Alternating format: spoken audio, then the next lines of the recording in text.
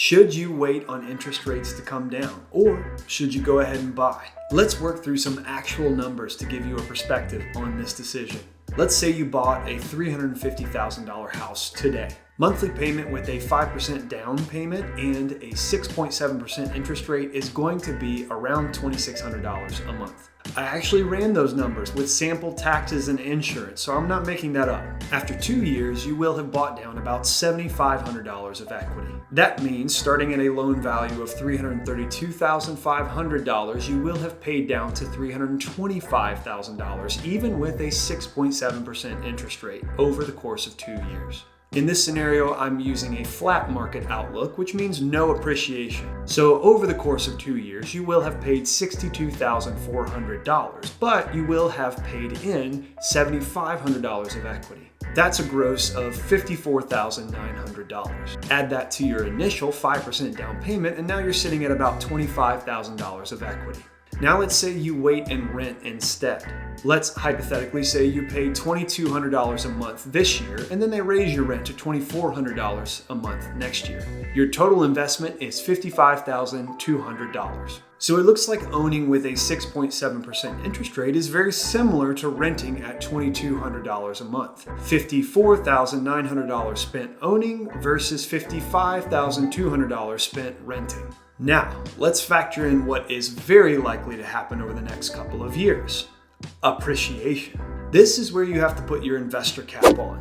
If you buy that same $350,000 house at a 6.7% interest rate with 5% down, but the market then takes the value of the home up by 5% every year. Now your $7,500 of equity you've paid down turns into $35,875 extra dollars of appreciation. Your grand total of equity over the course of 2 years then would be $43,375. And that's not including the down payment you've already made of $17,500. So here's your net after 2 years of both scenarios. $19,025 spent owning and $55,200 spent renting. Even if you could pay a lower rent value over the next 2 years, let's say $2,000 a month, that's still roughly $19,000 spent owning versus $48,000 spent renting. You may have been disciplined enough to keep that 5% down payment in your savings account over the course of those 2 years, but it's not going to be 5% anymore. Now you have to pay a potential 10% more for that same house because you waited.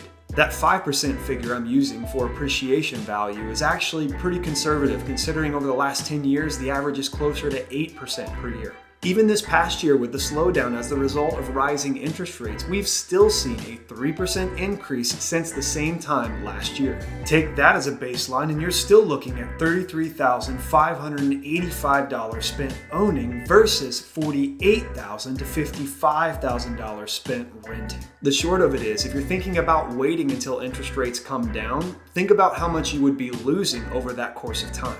Not to mention, in 2 years' time, you would be paying way more for that same house you could get for $350,000 today. I'm not even diving into the deeper reality that interest rates will probably come down soon, and you can refinance and save a ton of money. Plus, all of your interest is tax deductible. So, should you wait or should you buy? Interesting stuff, isn't it?